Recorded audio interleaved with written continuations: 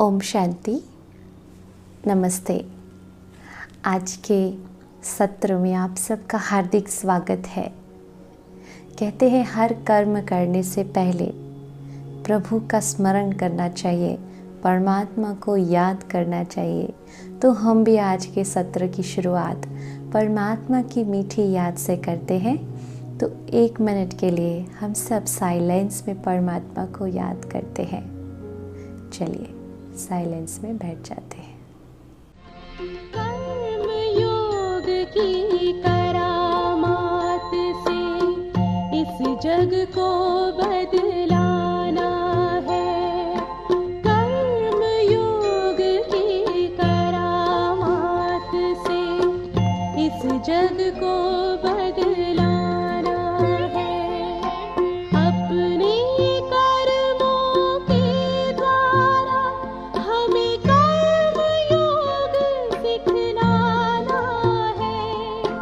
अपने कर्मों के द्वारा हमें कर्म योग सिखलाना है। कर्म योग की करामात से इस जग को बदलाना है। ओम शांति। ओम शांति। ओम शांति। ओम शांति। ओम शांति। ओम शांति।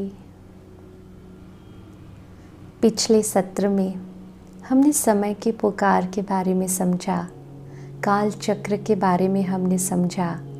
समय तो चलता जा रहा है, अगर समय के साथ हम नहीं चलेंगे तो ज़बरदस्ती समय के साथ हमें चलना पड़ेगा।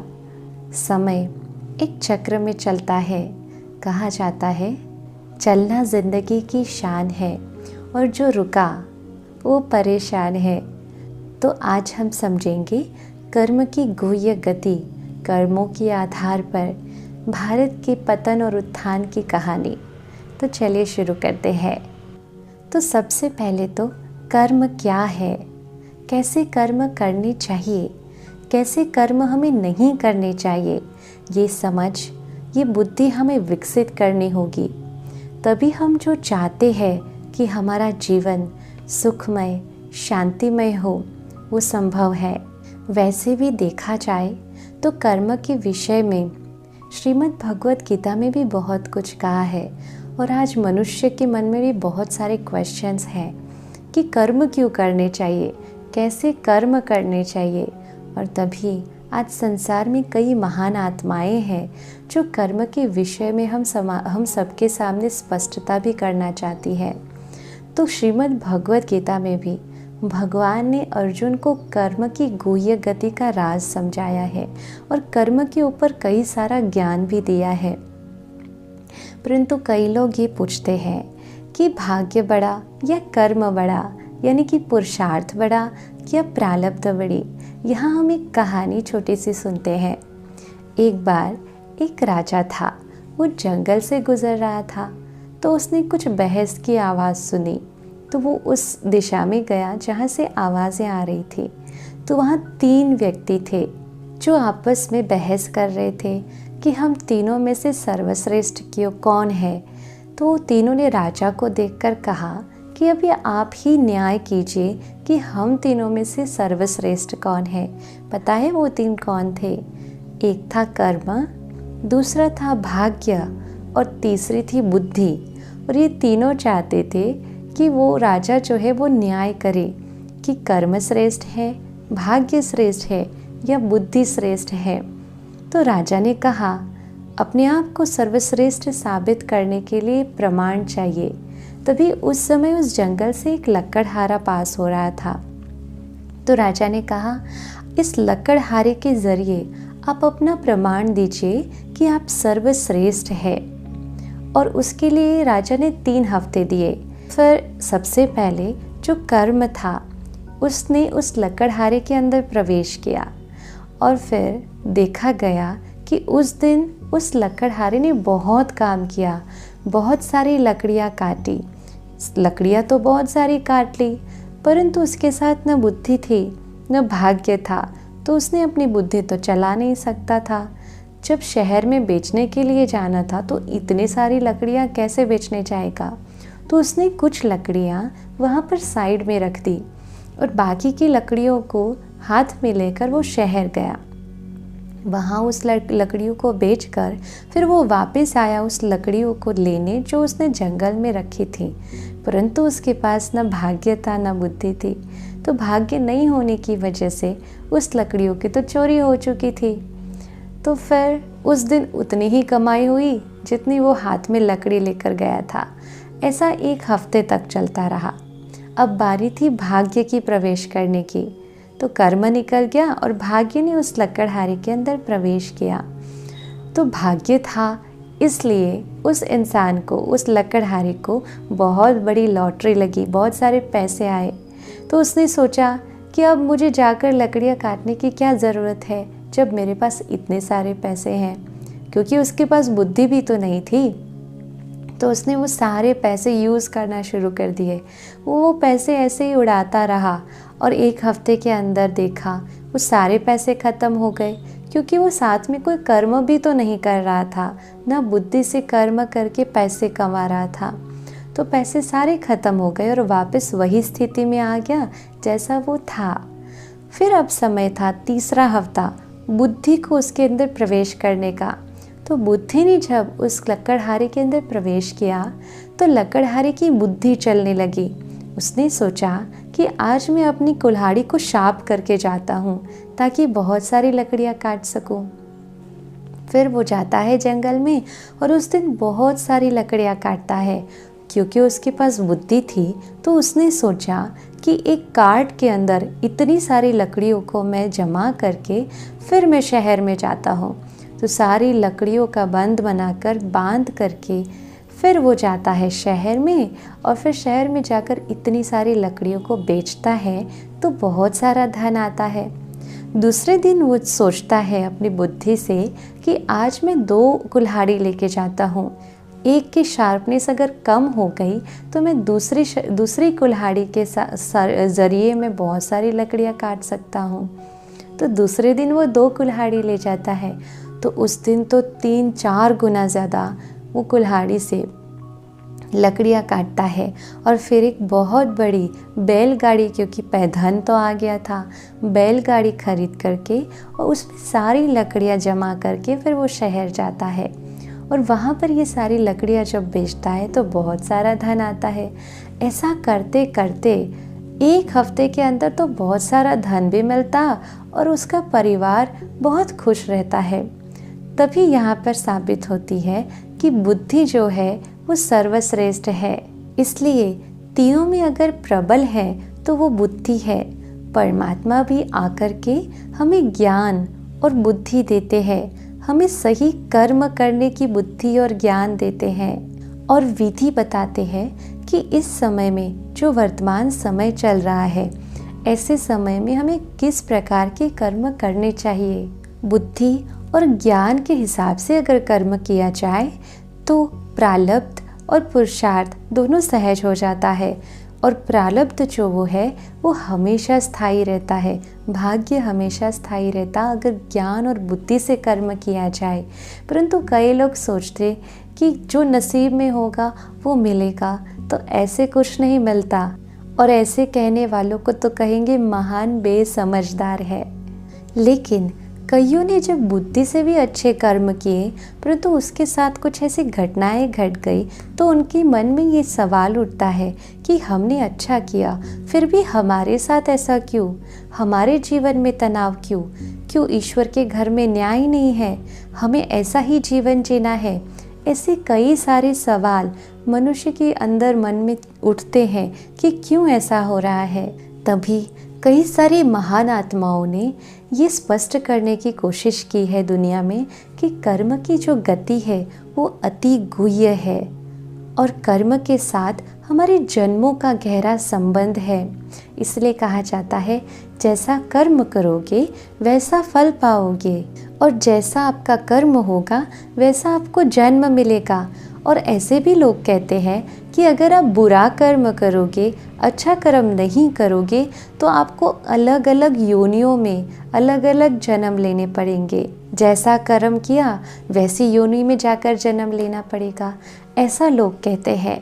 और इसकी वजह से मनुष्य कभी कभी भयभीत हो जाता है कि कहीं हमें कोई ऐसी वैसी योनि में जन्म न मिल जाए। शास्त्रों में कहा गया है 84 लाख योनियाँ हैं, परंतु इसका मतलब ये नहीं है कि मनुष्य आत्मा को इन हर योनि से गुजरना पड़ता है। क्योंकि मान लो अगर अपना कर्म का फल भोगने के लिए अनेक योनियों में भटकना पड़े, तो फिर उन सारी योनियों में भटकने के बाद जब मनुष्य जीवन मिलता है तो वो तो संपूर्ण होना चाहिए, अच्छा होना चाहिए।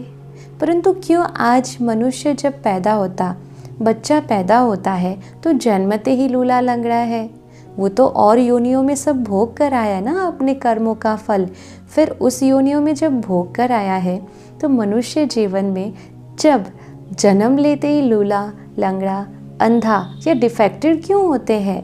ऐसा तो नहीं होना चाहिए, हर रीति से संपन्न होना चाहिए। एक बच्चा देखो तो जन्मते ही गोल्डन स्पून इन माउथ, और एक बच्चा देखो तो जन्मते ही दूध भी नसीब नहीं होता है। ऐसा क्यों? अगर वो और योनियों में भोग कर आया है तो? मनुष्य समझते हैं कि जैसा कर्म करते हैं उस कर्म के हिसाब से योनियाँ मिलती है। सपोज किसी ने हिंसा का कर्म किया तो हिंसक योनि में जाकर जन्म लेना पड़ता है। समझो किसी ने किसी का खून किया, उसके हिसाब से उस आत्मा को हिंसक योनि में जाकर अगर जन्म लेना पड़ता है, तो देखा जाए तो उस योनि में शेर या चित्ते का जो जीवन है वो तो हिंसा का ही है। तो उसका फल कैसे मिला? वहाँ हिंसा करने में तो उन जानवरों को आनंद आता है, क्योंकि वही तो उनका जीवन है। कर्म का फल तो उसको कहा जाता है कि इंसान को पश्चाताप हो और वो उस फल को महसूस करे और उसको सीख मिले कि ऐसा कर्म मुझे फिर से नहीं करना है। कि पश्चाताप की महसूसता हो, उसको कहा जाएगा कर्म का फल। अगर हिंसा के कर्म करने वाले मनुष्य आत्माओं को अगर भगवान भी हिंसक योनि में जन्म दे दे, तो क्या उस योनि में जाकर उस आत्मा के संस्कार परिवर्तित होंगे या और ही वो संस्कार दृढ़ बन जाएंगे? इसलिए कहा जाता है कि ईश्वर तो बुद्धिवानों की बुद्धि है, वो इंसान जैसे गलती नहीं करता है। सोचना चाहिए कि क्यों हम ऐसा समझते हैं कि ये जो जानवरों की योनि है ये बड़ी भोगनाओं की योनि है। आज पंछियों को देख लो, कितने मौज में उड़ रहे हैं, कोई टेंशन है। और इस तरफ इंसान को देखो, सबकी शक्ल कैसी है, टेंशन वाली है, पूरा स्ट्रेस दिखता है मनुष्य के चेहरे पर। पंछियों को तो कुछ टेंशन नहीं है, मनुष्य को तो शारीरिक और मानसिक दोनों भोगनाएं आती है। प्राणियों को, पंछियों को तो ऐसी कोई मानसिक भोगनाएं भोगनी नहीं पड़ती है। तो भोगना की योनि जानवरों की कहेंगे या मनुष्य की कहेंगे? कौन से कहेंगे? आप ही सोचिए, मनुष्य योनि ही कहेंगे ना। इसलिए हम ये बहुत बड़ी गलतफहमी में हैं कि जानवरों की जो योनि है वो भोगना की योनि है। लेकिन आप सोचिए मनुष्य कितनी भोगनाओं से गुजरता है, चिंता, भय, तनाव, स्ट्रेस, डिप्रेशन, और कभी कभी तो आत्महत्या करने की भी सोचता है। कभी आपने सुना कि किसी प्राणी ने आत्महत्या कर ली? नहीं, वो भोगनाएं तो सबसे ज़्यादा इस योनि में है। हम देखते हैं कि कई इंसान लूले हैं, लंगड़े हैं, अंधे हैं, बीमार है, तो ये कौन से कर्मों का फल है? तब फिर कहा जाता है कि जैसा बीज वैसा फल। जैसे कि मैं आम का बीज बोऊंगी तो कोई पपीता तो थोड़ी निकलेगा या केला थोड़ी निकलेगा। आम का बीज बोने से तो आम का ही फ्रूट आएगा ना, आम का ही तो फल मिलेगा। ठीक उसी प्रकार आत्मा भी एक बीज है। जब परमात्मा इस बीज को मनुष्य योनि में डाल देते हैं तो फिर वो मनुष्य ही बनता है। अब देखो, एक जड़ बीज आम का, जो उसको भी डालते हैं ज़मीन पे तो वो और कोई फल नहीं देता है, आम का ही फल देगा। ये तो चैतन्य बीज है। तो मनुष्य आत्मा मनुष्य योनि में ही जन्म लेता है, वो कोई और दूसरी योनि में नहीं जा सकता। हाँ, ये जो शरीर बना हुआ है, चाहे हमारा या फिर जानवर का, वो 5 तत्वों से ही बना हुआ है।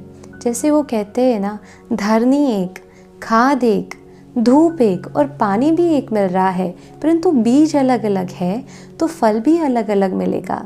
ठीक उसी प्रकार से भले ये शरीर जो है 5 तत्वों का, वो जानवरों का भी 5 तत्वों का है। ऑक्सीजन वो भी ले रहे हैं, हम भी ले रहे हैं, परंतु दोनों आत्माओं की क्वालिटीज़ अलग है, विशेषताएं अलग है। जानवरों की आत्माओं की विशेषता अलग है, मनुष्य आत्माओं की विशेषता अलग है। आप देखिए, मनुष्य जो है वो लॉन्ग टर्म सोच सकता है, बहुत आगे की सोच सकता है, जबकि जो प्राणी है वो आगे की क्या, कल क्या खाएंगे वो भी वो निश्चिंत होते हैं, उनको कोई उसकी पड़ी नहीं होती है। जबकि मनुष्य पूरे जीवन की प्लानिंग करके चलता है।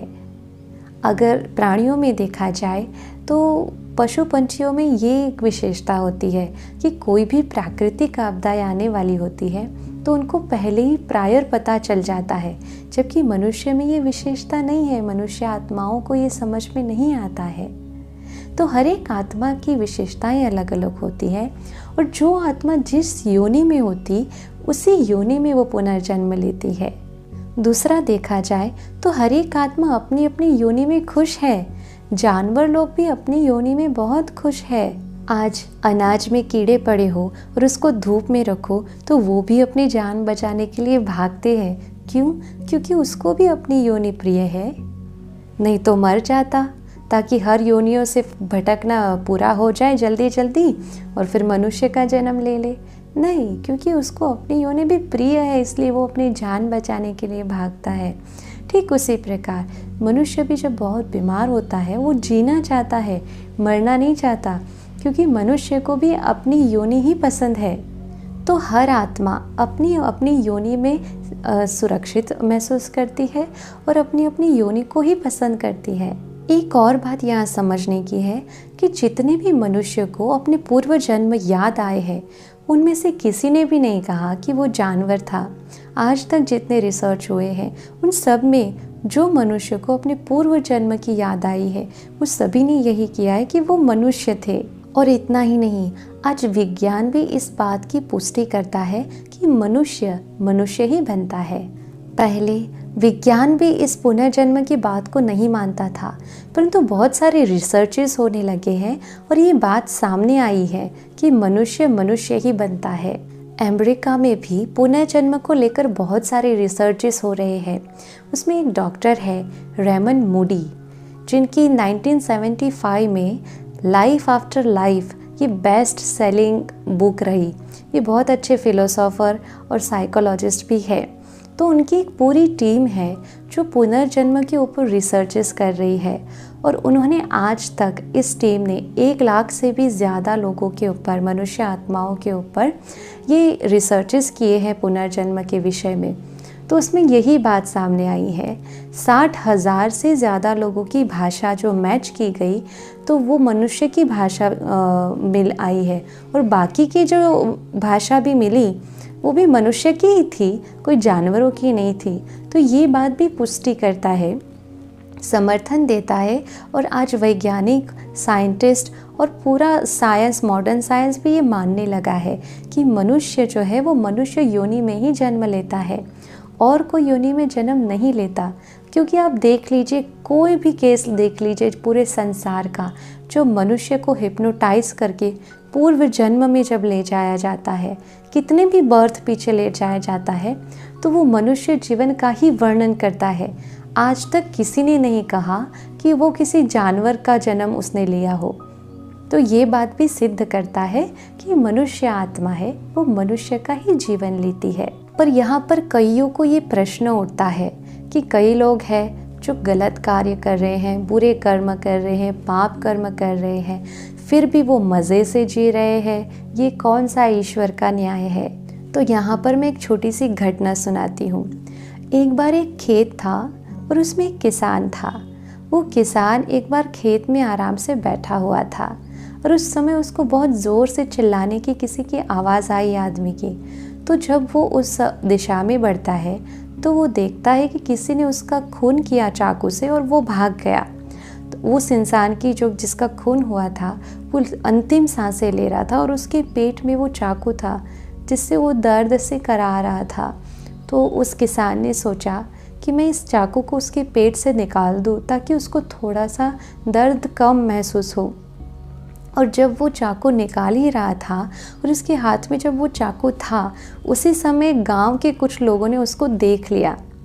अब ये जो पूरी घटना थी, खून होना, किसने किसका खून किया वास्तविक रूप से, उस घटना को किसी कोर्ट के जज ने उस समय वही दिशा से वही रास्ते से वो पास हो रहे थे तो उन्होंने देखा था कि किसने उसका खून किया।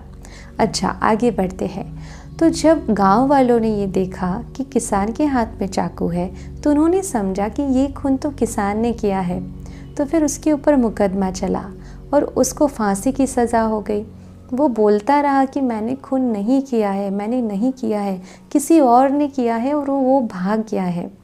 अब कोर्ट का जो जज था वो तो जानता था कि सचमुच किसान ने नहीं किया है, किसी और ने किया है, क्योंकि ये घटना उसने रूबरू अपनी आंखों से देखी थी।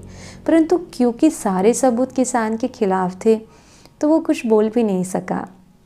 फिर जिस दिन किसान को फांसी देने वाले थे उस दिन सुबह जज जाते हैं जेल में और इस किसान को मिलते हैं पर्सनली और उससे एक बात पूछते हैं कि तुम सच सच बताओ कि तुमने कभी भी जीवन में ऐसा कोई कर्म किया है जिसका तुम्हें बहुत पछतावा हो और उस कर्म की सज़ा मृत्यु दंड से कम न हो।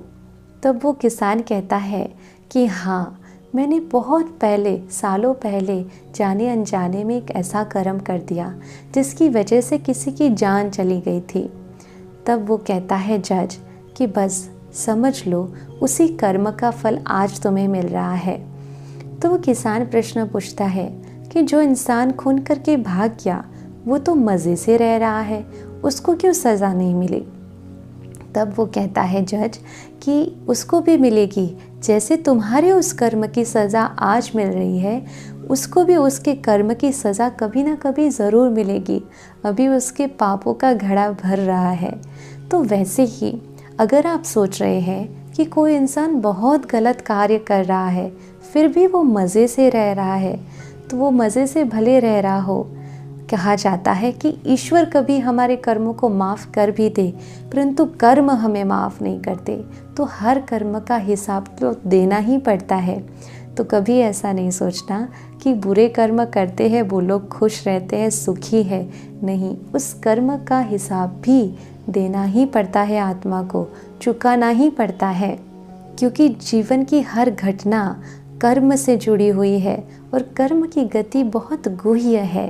अब और आगे बढ़ते हैं तो कहा जाता है मनुष्य कितने जन्म लेता है, तो कहते हैं लक्ष्य 84, यानी कि लक्ष्य 84 का फेरा माना जाता है। अब यहाँ लक्ष्य के 2 मीनिंग होते हैं। एक लक्ष्य का मीनिंग होता है लाख और एक लक्ष्य का मीनिंग होता है लक्ष्य, यानी कि एम। हर आत्मा 84 जन्म पूरा करने का लक्ष्य रखे और ये 2 मीनिंग हो जाते हैं। परंतु यहाँ इंसान ये गलती कर लेता है कि वो समझ लेता है कि 84 लाख योनियाँ और 84 लाख जन्म लेने पड़ते हैं। तो ऐसे नहीं है, ज़्यादा से ज़्यादा 84 जन्म होते हैं। कल हमने 5000 साल के सृष्टि चक्र के बारे में देखा, तो 5000 साल में कोई भी मनुष्य आत्मा 84 लाख जन्म ले, ये तो कोई कैलकुलेशन मैच ही नहीं करता है। 5000 साल के 4 पार्ट करें 4 युग के हिसाब से तो एक एक युग 1250 वर्ष का हो जाता है। अब हम समझने की कोशिश करते हैं कि किस युग में मनुष्य आत्मा ज़्यादा से ज़्यादा या कम से कम कितने जन्म लेती है। अगर हम वर्तमान समय में देखें कि मनुष्य आत्मा की एवरेज आयु कितनी है तो 50 से 60 साल। हमारे पूर्वज की आयु देखें तो 60 से 70 साल की आयु। उससे भी पहले के लोगों की आयु देखें तो वो 100 साल भी जीते थे ना, जबकि उस समय कोई मेडिकल सुविधाएं भी नहीं थी। आज तो देखिए कितना मॉडर्न साइंस हो गया है, कितनी मेडिकल सुविधाएं हो गई है, फिर भी मनुष्य की जो आयु है वो ज़्यादा से ज़्यादा 50 से 60 साल की होती है। परंतु बहुत पहले के ज़माने में 100 साल की तो 150 साल की भी हुआ करती थी। तो हमारे पूर्वजों की जो आयु थी वो इतनी सारी क्यों थी, 100-150 साल क्यों थी, और आज हमारी आयु इतनी कम क्यों है। तो यही देखा जाए कि इस कलयुग में मनुष्य आत्माओं की जो विल पावर है वो बहुत ही कम हो गई। पहले के जो पूर्वज थे उनकी जो विल पावर थी, मन की शक्ति थी, वो बहुत ज़्यादा थी। इसलिए उनकी आयु, उनका शारीरिक स्वास्थ्य भी अच्छा था, मानसिक स्वास्थ्य भी अच्छा था। पूर्वजों की आयु 100 साल की या 150 साल की इसलिए थी क्योंकि उनका मनोबल भी बहुत स्ट्रांग था। आज के मनुष्य तो इतने ज़्यादा नाजुक हो गए हैं कि कई तो छोटे ही उम्र में सुसाइड कर लेते हैं या छोटी ही उम्र में डेथ हो जाती है, क्योंकि आत्मविश्वास की भी कमी हो गई है। तो जो देवी देवताएं सतयुग का पीरियड की हम बात करें तो जो देवी देवताएं सतयुग में थे, कहा जाता है वो अमर थे। अमर का मतलब ये नहीं कि वो कभी मरते नहीं थे, परंतु उनको मृत्यु का भय नहीं था। सतयुग में मनुष्य आत्माएं जो थी वो 16 कला संपूर्ण निर्विकारी मर्यादा पुरुषोत्तम थी, संपूर्ण थी हर प्रकार से। मन और तन दोनों स्वस्थ था, इसलिए उनकी आयु जो थी वो एवरेज 150 साल की थी। जहाँ पर हमने कल ही बात की सृष्टि चक्र में कि श्री लक्ष्मी और श्री नारायण का राज्य था, और क्योंकि वहाँ 150 साल की आयु होती तो वहाँ जन्म कम थे। 1250 वर्ष का एक युग लिया जो हमने, तो 1250 वर्ष पे 150 की आयु वाले अगर देवी देवताएं थे तो आप ही गिनती कीजिए, मैक्सिमम 8 जन्म हो सकते हैं। तो सतयुग में जो आत्माएं थी उनके जन्म अगर हम काउंट करें तो 8 जन्म हो गए। फिर आगे बढ़ते हैं त्रेता युग में, जिसको कहा जाता है चंद्रवंश, जिसमें आत्माओं की कला थोड़ी कम हुई, यानी कि 14 कला वाली आत्माएं वहाँ होती थी। तो जबकि कलाएं कम हुई तो जन्म की संख्या बढ़ गई और आयुष्य जो था वो थोड़ा सा कम हुआ। यहाँ की आयु 125 के आसपास हुई तो जन्म भी 12 हो गए। तो सतयुग के 8 जन्म, त्रेता के 12 जन्म। यहाँ आगे बढ़ने से पहले एक और बात मैं यहाँ ऐड करना चाहूँगी कि सतयुग के बारे में जो हम बात कर रहे हैं, तो सतयुग में कहा जाता है सतयुग के जो महाराजा महारानी थे वो लक्ष्मी और नारायण थे। परंतु कभी आपने सोचा या देखा कि लक्ष्मी नारायण का छोटा या बचपन का स्वरूप क्या है? हमने कभी नहीं देखा, दिखाया भी नहीं गया शास्त्रों में, और आपको नारायण के बचपन का कोई फोटो भी नहीं मिलेगा। परंतु हम एक भजन गाते हैं, श्री कृष्ण गोविंद हरे मुरारी, हे नाथ नारायण वासुदेवा, जिसके अंदर श्री कृष्ण के जीवन की पूरी कहानी बताई गई है। श्री कृष्ण जो है वो बचपन का नाम, फिर थोड़ा बड़ा हुआ तो गोविंद कहा गया, और बड़ा हुआ रास लीलाएं रचाई तो मुरारी कहा गया, और फिर वही जब राजगद्दी पर बैठते हैं तो उनको नाथ नारायण कहा जाता है। भजन तो हम गाते आए, लेकिन इसका यथार्थ अर्थ कभी समझने की हमने कोशिश नहीं की। तो सतयुग में इन लक्ष्मी नारायण के 8 जन्म हैं, तभी तो हम 8 जन्मों की उत्सव मनाते हैं, जयंती मनाते हैं, जन्मोत्सव मनाते हैं कि उनके 8 जन्म कितने श्रेष्ठ थे। इसीलिए जन्म अष्टमी यानी कि जन्माष्टमी मनाई जाती है। और 8 जन्म पूरा करके जब 9वां जन्म लिया, यानी कि त्रेता युग का आरंभ हुआ श्री राम का, तभी कहा गया राम नवमी। तो सतयुग के 8 और त्रेता के 12 यानी कि 20 जन्म हुए। फिर द्वापर युग आया, तो द्वापर युग में तो द्वैत भावना की शुरुआत हो गई, तो मनुष्य की बैटरी भी डिस्चार्ज होने लगी, तो और आयु कम होने लगी। तो द्वापर युग में कितने जन्म हुए? क्योंकि गिरावट की वजह से जो द्वापर युग की मनुष्य आत्माएं थी उन्होंने देवी देवताओं की पूजा शुरू कर दी, परमात्मा की पहचान तो थी ही नहीं। इसलिए सतयुग और त्रेतायुग के जो देवी देवताएं होकर गए थे उनको ही भगवान समझकर उनके ही मंदिर बनाकर पूजा अर्चना करना शुरू कर दिया। और इसीलिए वहाँ आत्माओं की जो शक्ति थी, जो कलाएं थी द्वापर युग में, वो क्षीण हो गई और 8 कला हो गई, जहाँ से अव्यभिचारी भक्ति का भी आरंभ हुआ। और वहाँ से मनुष्य की जो आयु है वो 100 या 100 साल से कम होने लगी और अकाले मृत्यु की शुरुआत हुई। और इस द्वापर युग में हमने 21 जन्म लिए।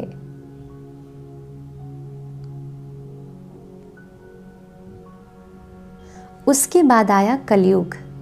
कलयुग के अंदर तो इतने गिर गए मनुष्य आत्माएं, इतनी बैटरी डिस्चार्ज हो गई कि जो सतयुग की 16 कला थी वो कला तो कम होते होते कलयुग में तो 1 या 2 कला ही रह गई।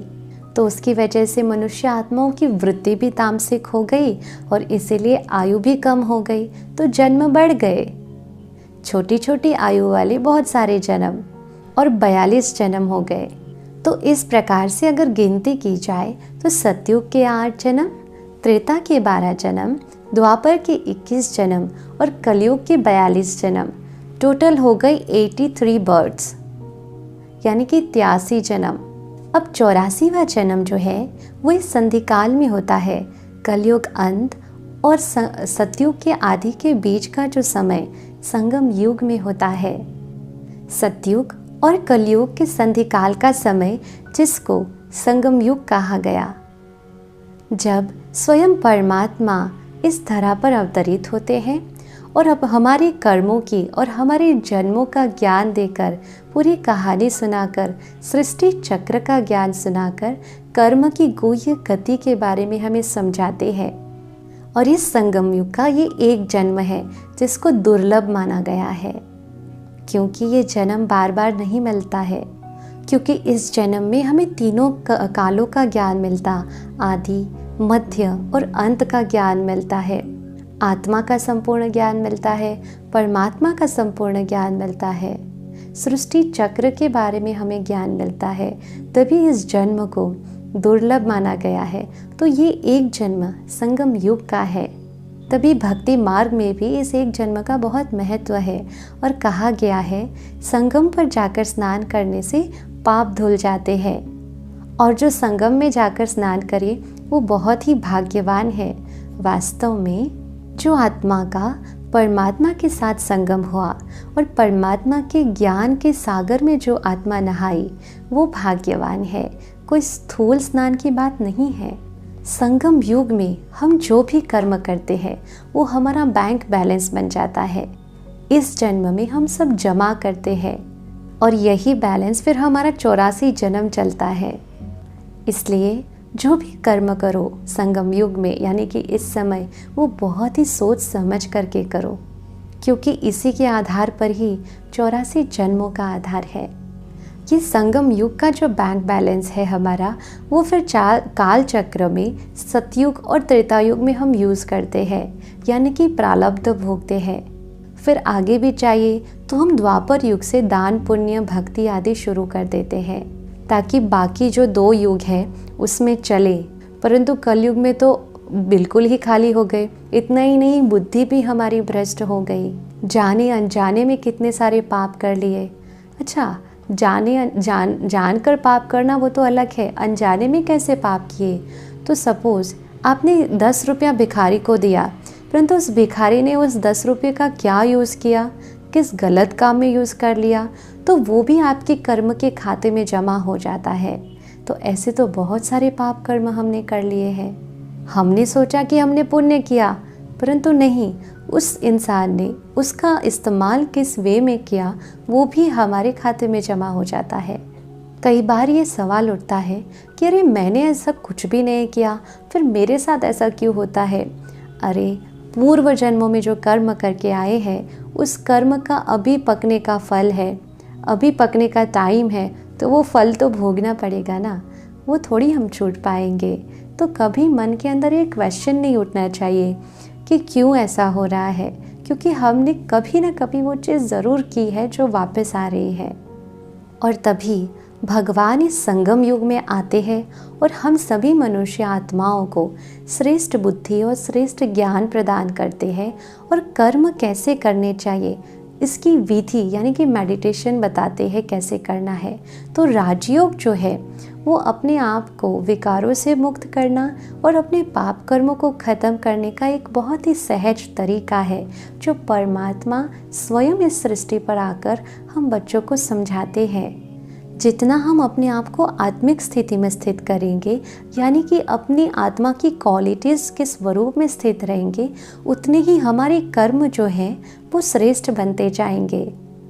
श्रेष्ठ कर्म के बीज को डालने के लिए धर्मी चरित्रवान होनी बहुत ज़रूरी है, यानी कि आपका जो व्यक्तित्व है वो चरित्रवान होना चाहिए। फिर दूसरा, उसमें नियम और संयम की खाद होनी ज़रूरी है। और फिर तीसरा, जल यानी कि परमात्मा का ज्ञान अमृत हर रोज़ लेना ज़रूरी है, जो पानी का काम करता है। और धूप कौन से चाहिए?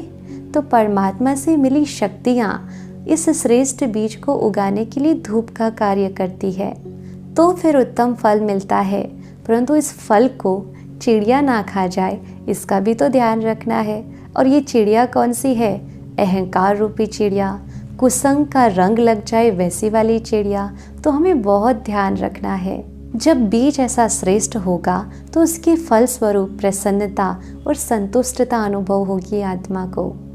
कई बार हमारे जीवन में कर्म भोग आते हैं, भोगनाएं आती है, परंतु परमात्मा की शक्ति इन भोगनाओं को फेस करने की हमें ताकत देती है। निमित्त मात्र अगर कोई बीमारी आ गई या कोई भोगना आ गई, परंतु जब परमात्मा को याद करते हैं तो परमात्मा याद उस भोगना को भोगना जैसा फील ही नहीं होने देती और ही खुशी महसूस कराती, और सहजता से हम उस परिस्थिति को पास कर देते हैं। क्योंकि जो हमने पास्ट में कर्म किए हैं वो सामने तो आने ही हैं, उसको भोगना तो है ही। जैसे कि इस जन्म में नहीं, परंतु पूर्व जन्म में मैंने ऐसे कोई कर्म कर लिए, तो वो जो ब्लैक बॉल मैंने डाले हैं वो रिटर्न मुझे आने ही आने हैं। आज मैं सवाल करूं कि क्यों मेरे साथ ऐसा हो रहा है। सपोज़ कि समझो मैंने आपसे आज 5 रुपये लिए, मैंने आज रेड कलर की ड्रेस पहनी है और मैंने आज आपसे 5 रुपये उधार लिए, तो मुझे वो 5 रुपये कल वापस तो देने ही हैं या कभी ना कभी तो रिटर्न आपको करने ही हैं।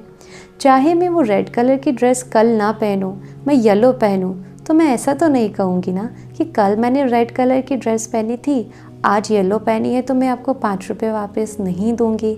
नहीं, वो तो मुझे देना ही देना है क्योंकि वो उधार है। ठीक उसी प्रकार से अगर हमने लास्ट कॉस्ट्यूम में यानी कि पहले के जन्म में, आज इस समय ये कॉस्ट्यूम है हमारा, परंतु पूर्व जन्म में दूसरा कोई कॉस्ट्यूम था और उस कॉस्ट्यूम में किसी आत्मा के साथ हमने कोई हिसाब किताब बनाया, कैसा भी हिसाब किताब बनाया, चाहे वो धन का हिसाब किताब हो, चाहे संबंध का या इमोशनल हिसाब किताब, किसी को हर्ट कर दिया, तो उस समय हमने हिसाब किताब बना लिया, फिर हमने वो कॉस्ट्यूम छोड़ दिया, उस आत्मा ने भी वो कॉस्ट्यूम छोड़ दिया। इस जन्म में मैं इस कॉस्ट्यूम में हूँ, वो आत्मा कोई और कॉस्ट्यूम में है। हम नहीं जानते हैं कि लास्ट बर्थ या पहले के कोई जन्म में हमने उस आत्मा के साथ क्या किया है, और वो आत्मा अचानक से हमारे सामने आ जाती है और हमारा सब कुछ लूट कर ले जाती है, और तब हम कहते हैं हमने क्या बिगाड़ा था इसका। परंतु हमें याद नहीं है ना कि किस कॉस्ट्यूम में हमने उस आत्मा के साथ कुछ न कुछ ऐसा कर्म किया था जो हमारे पास ब्लैक बॉल के रूप में रिटर्न हो रहा है। अब मुझे क्या करना होगा इस समय? सपोज़ कि कोई इंसान बिना वजह से हमारे सामने आकर गुस्सा कर रहा है या कुछ गलत चीज़ें कर रहा है, तो वो हमारे ही कुछ कर्मों का रिटर्न आ रहा है। तो पास्ट को तो हम अभी चेंज नहीं कर सकते, परंतु हम वर्तमान को और भविष्य को बदल सकते हैं।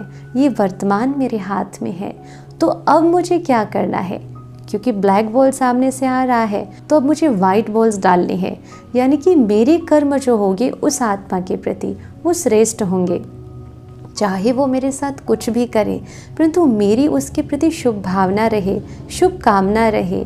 तो क्या होगा कि एक समय ऐसा आएगा कि वो ब्लैक बॉल्स जो आ रहे हैं वो ख़त्म हो जाएंगे और फिर वाइट बॉल का खाता शुरू होगा और हमारे पास वही वाइट बॉल्स आना शुरू हो जाएंगे। तो वर्तमान और भविष्य हमारे हाथ में है, तो इसको तो हम सुधार सकते हैं ना। जैसे कि ले लीजिए कि आपको किसी की बर्थडे पार्टी में इनवाइट किया है, तो आप उसके लिए कुछ ना कुछ तो गिफ्ट लेकर जाएंगे। तो गिफ्ट खरीदने के लिए आप किसी शॉप में जाते हैं, आप गिफ्ट चूज़ कर रहे हैं, कौन से गिफ्ट ले, और तभी याद भी करते हैं कि मेरी बर्थडे पर इसने कौन से गिफ्ट कैसी गिफ्ट ली थी। फिर आप जब चूज़ कर रहे हैं, आपको एक गिफ्ट बहुत अच्छी लग जाती है, परंतु आप उठाकर नीचे से उसका प्राइस टैग देखते हैं 5,000, ठीक है, परंतु आपको तुरंत याद आता कि उसने तो मुझे 500 रुपये की गिफ्ट दी थी ज़्यादा से ज़्यादा, तो मैं क्यों उसको इतनी ज़्यादा गिफ्ट दूँ, ज़्यादा पैसे की गिफ्ट दूँ। तो हम फिर वो गिफ्ट खरीद लेते हैं जो 500 के आसपास होती है, और फिर वो उनको गिफ्ट कर देते हैं। फिर क्या होगा, हमारी जब बर्थडे आएगी तो वो भी वैसे ही सोच के उसे भी शायद कम में दे दे, तो फिर वो कम कम कम घटता गया, हमारे विचारों की क्वालिटी भी नीचे उतरती गई, और ऐसे होते होते ये कलयुग आ गया। परंतु सोचिए, ऐसा अगर हो कि जो गिफ्ट मैं चूज़ कर रही हूँ और जो गिफ्ट सामने वाले को दे रही हूँ वही घूमकर मेरे पास आने वाली है, ये मुझे अगर पता हो, तो मैं कौन से गिफ्ट दूंगी, वो 500 वाली दूंगी या 5,000 वाली जो अच्छी क्वालिटी की है वो दूंगी। ऑब्वियसली 5,000 वाली दूंगी ना, क्योंकि वो मेरी पसंद है और वो क्वालिटी है जो मुझे चाहिए। तो बिल्कुल वैसा ही हमारे संकल्पों और हमारे व्यवहार में काम करता है कि जो हमें चाहिए, जिसमें हमें सुकून मिलता है, जैसा वातावरण हम चाहते हैं अपने जीवन में, तो मुझे वही करना होगा। पास्ट में जो हो गया उसकी अभी चिंता नहीं करनी है, परंतु परमात्मा अभी हमें कर्म करने की विधि बताते हैं कि प्रत्येक आत्मा के लिए शुभ भावना और शुभ कामना रखनी, चाहे कैसी भी आत्मा हो, कोई भी कर्म करने वाली आत्मा हो, आपके साथ कैसा भी व्यवहार करती हो, तभी एक ही बात स्मृति में रखनी है कि ये इसका भी कोई दोष नहीं है, ये निर्दोष है। कोई हिसाब किताब इस आत्मा के साथ मेरा जुड़ा हुआ है और उसका ही रिटर्न मुझे मिल रहा है, परंतु इसीलिए अभी मुझे अपने कर्मों पर अटेंशन रख करके इस आत्मा के साथ शुभ भावना से चलना है और शुभ कामना से चलना है। जब ये अटेंशन आ जाएगा तो आपका वर्तमान जो खुशी मिलेगी और भविष्य बहुत अच्छी प्राप्ति होगी। और तभी जैसा कर्म वैसा भाग्य, इस लाइन को हमेशा अपने अंदर प्रोग्रामिंग करके रखना है कि मैं जैसा कर्म करूँगा वैसा ही मेरा भाग्य बनेगा। और एक बात कि हमें कभी किसी से अपेक्षाएं नहीं रखनी है कि मुझे चाहिए, इस इंसान से मुझे चाहिए, इससे प्यार चाहिए या इससे मुझे खुशी चाहिए, ये व्यक्ति या ये वस्तु मुझे खुशी दे सकती है। परमात्मा हमें आए हैं मनुष्य से देवत्व की ओर ले जाने के लिए, यानी कि देवताई क्वालिटीज़ हमारे अंदर भरने के लिए। अब आप देखिए देवी देवताएं कैसे होते हैं, आप उनके चित्र देखिए तो हमेशा ऐसे या ऐसे दिखाए जाते हैं, यानी कि देने वाले हैं, कभी ऐसे नहीं। तो आप सिर्फ चेक कीजिए कि आप ऐसे की लाइन में खड़े हैं या फिर ऐसे के लाइन में खड़े हैं। हमें देवी देवता बनना है तो हमें सबको सिर्फ देना देना देना ही है, चाहे सामने वाला इंसान हमें दे रहा हो, कुछ भी दे रहा हो। हमें परमात्मा की शक्ति खुद के अंदर भरनी है और वो परमात्मा का प्यार, परमात्मा से मिली हुई शांति और शक्ति, सुख, वो हमें औरों को भी बांटना है। तभी आप वो संस्कार को भी अंदर क्रिएट कर पाएंगे कि आप देवी कुल की आत्मा या दिव्य आत्मा है और जीवन में परिवर्तन आने लगेगा। तो ये है हमारे कर्म की गोह्य गति। तो कर्म पर अटेंशन तो बहुत ही ज़रूरी है।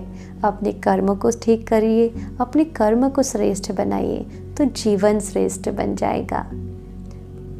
तो चलिए अभी फिर से 1 मिनट साइलेंस में बैठते हैं। पास्ट के कर्मों का जो भी रिटर्न आ रहा है उसे प्यार से स्वीकार करते हैं। जो आत्मा की तरफ से आ रहा है उस आत्मा के लिए शुभ भावना और शुभ कामना रखते हैं, क्योंकि वो भी निर्दोष है बेचारी। तो आज हम उन सभी आत्माओं को स्पेशली इमर्ज करते हैं अपने सामने, जिनकी तरफ से कुछ ना कुछ गलत चीज़ें आ रही हैं, हमारे संबंध कहीं ना कहीं अटके हुए हैं, और उन सबसे हम क्षमा मांग लेते हैं, क्योंकि कभी ना कभी हमने उन आत्माओं के साथ ऐसे कोई हिसाब किताब बनाए थे जो रिटर्न हो रहा है। और साथ साथ उन आत्माओं को क्षमा भी कर देते हैं जिन्होंने हमारे साथ कभी ना कभी हर्ट करके हमें कोई हिसाब किताब बनाए हैं। तो माफ़ करना और माफ़ी मांग लेना, इसमें जो खुशी मिलती है और आत्मा को जो हल्कापन महसूस होता है, वो आनंद ही कुछ और होता है। तो चलिए 1 मिनट साइलेंस में बैठते हैं, परमात्मा को भी याद करते, परमात्मा की शक्तियाँ लेकर उन सभी आत्माओं के ऊपर हम रेडिएट करते हैं।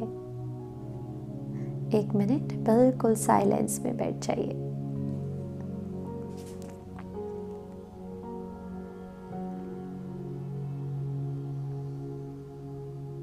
बाह्य सभी बातों से मुक्त हो जाइए।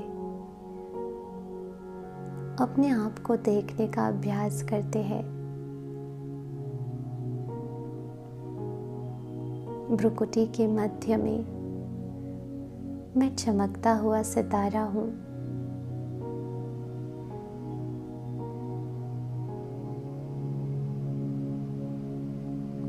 परमात्मा की दिव्य संतान हूँ।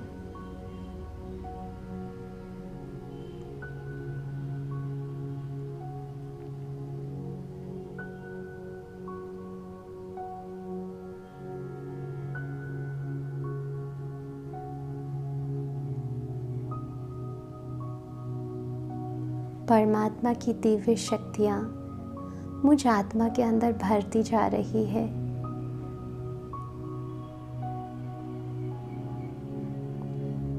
मैं आत्मा दिव्य गुण और दिव्य शक्तियों से भरती जा रही हूँ।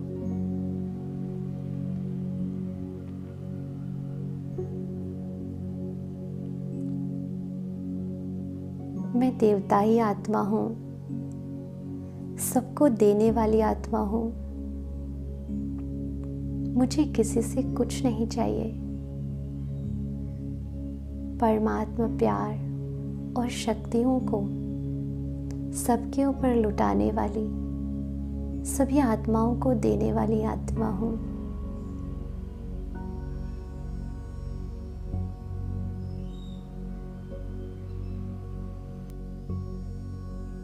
उन आत्माओं को अपने सामने लाइए जिसके साथ कहीं ना कहीं गांठें पड़ी हुई है, और उन आत्माओं को माफ कर दीजिए या माफी मांग लीजिए। और एक श्रेष्ठ संकल्प करते हैं हम उनके लिए कि हमारे रिश्ते बहुत ही अच्छे हैं।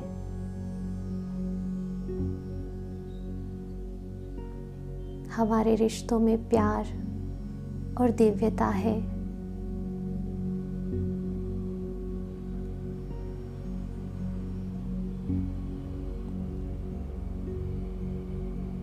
और ये दिव्यता और प्यार हमेशा रहेगी, चाहे कुछ भी हो जाए।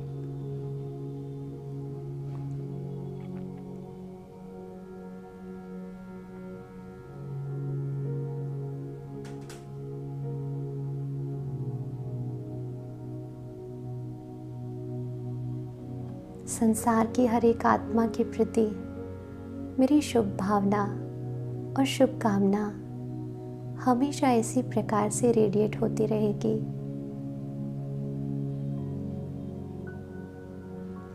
क्योंकि मैं परमात्मा की संतान हमेशा देने वाली हूँ। जैसे मेरा पिता परमात्मा हम आत्माओं को देता रहता है, वैसे ही मैं पिता की तरह सभी को देने वाली दिव्यात्मा हूँ।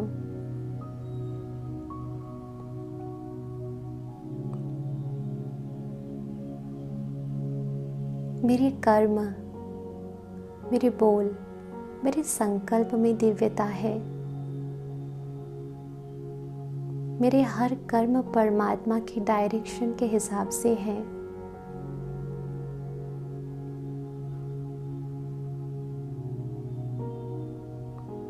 और तभी मेरा जीवन श्रेष्ठ है।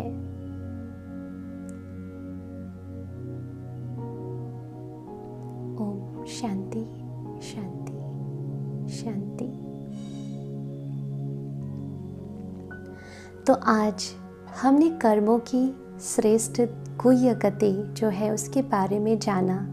तो आज से हम कर्मों के ऊपर हमेशा अटेंशन रखेंगे और कर्मों का बीज हमारे संकल्प होते हैं। तो कोई भी संकल्प, वो कहते हैं ना, सोचने से पहले 1000 बार सोचिए कि हम क्या सोच रहे हैं। तो हमारे विचारों की क्वालिटी जब चेंज हो जाएगी तो हमारे जीवन की और हमारे कर्मों की क्वालिटी चेंज हो जाएगी।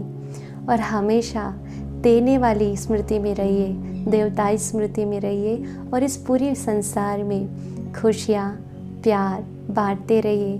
तो मैं समझती हूँ हम सब मिलकर अगर ये करेंगे तो ये संसार स्वर्ग बन जाएगा। सतयुग तो बहुत जल्दी आ जाएगा। तो आज के लिए इतना ही।